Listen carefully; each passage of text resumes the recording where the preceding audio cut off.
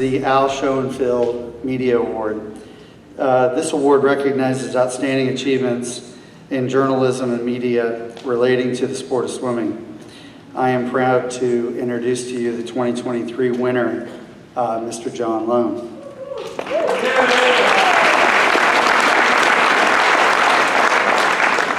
If you read his bio, John got his first taste of covering the sport at a high school meet where he watched sophomore Ian Hansen swim to victory.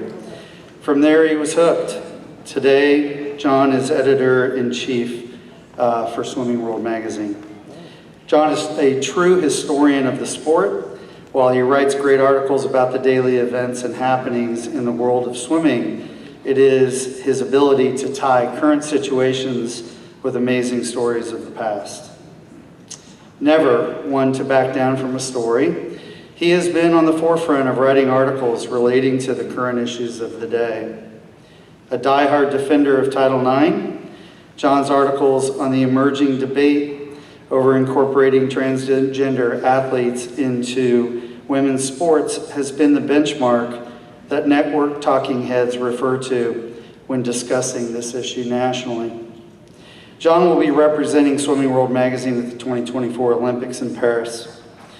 John is a committed family man with his wife and three daughters at the center of his life. It is an honor for me to introduce the 2023 Al Schoenfeld Media Award to Mr. John Lone.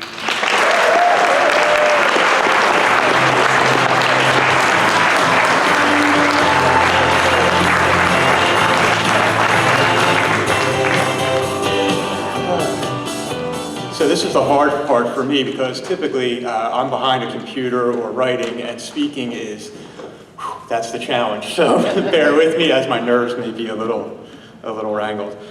Thank you to iShop for this award. It means the world. Thank you to Meg Marvin and Laurie Marchwinski for just all you do. Since the day I met you a few years back down at iShop, you're just amazing people, and I just can't say enough about what you do for the organization and what you mean to me. Thank you to Steve Hasty. Thank you to Jack Hallahan, the new publisher of Swimming World. The support that you provide me, I can't wait as we move into our next chapter, and there's a lot of exciting things coming. So the thing is, and you gotta forgive me for this, I wasn't a swimmer. I played other sports. I was busy on the court, baseball field, tennis courts, you name it. But as a sophomore at LaSalle University, I was working for a local newspaper in Philadelphia, and they said, you're gonna cover the swimming beat this winter. So I walk into Upper Darby High School, wearing a sweater and jeans. It's about 95 degrees in there. I'm sweating, and I don't know what the heck's going on.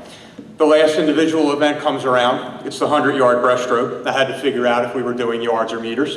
And this kid wins by about 3/4 of a length. And I'm thinking to myself, I don't know a lot about this sport yet, but I know that's not normal.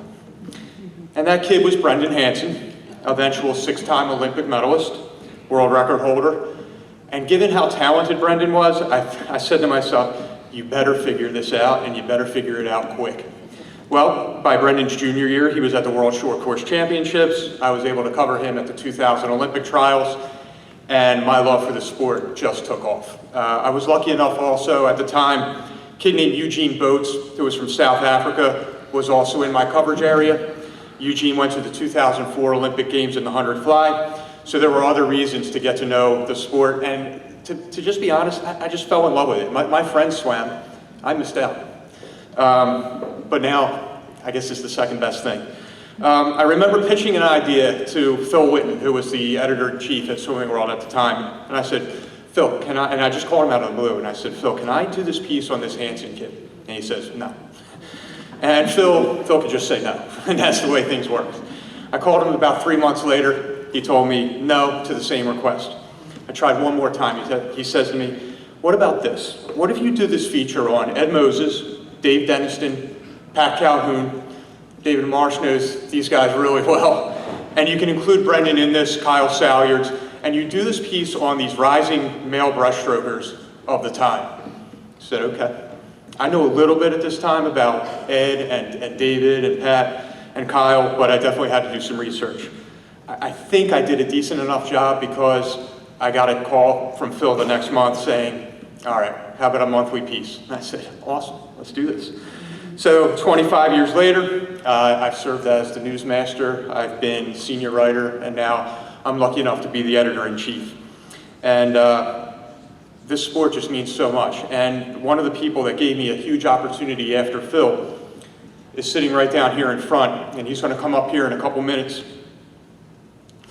And I'm going to get choked up because of what he means to me. He's first of all, he's just a fighter. This guy has beaten cancer. Brent Rudemiller is everything you'd want to be. You're an animal, man. You're an animal. You're a leader.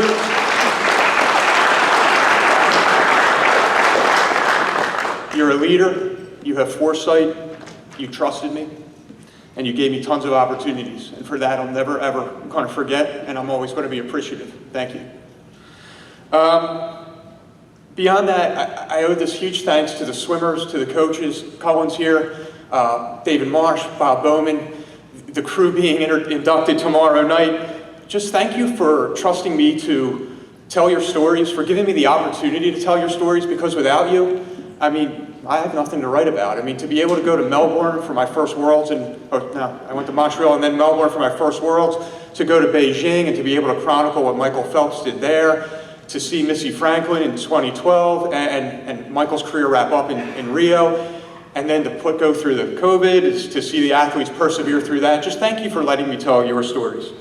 And finally, just thanks to my family.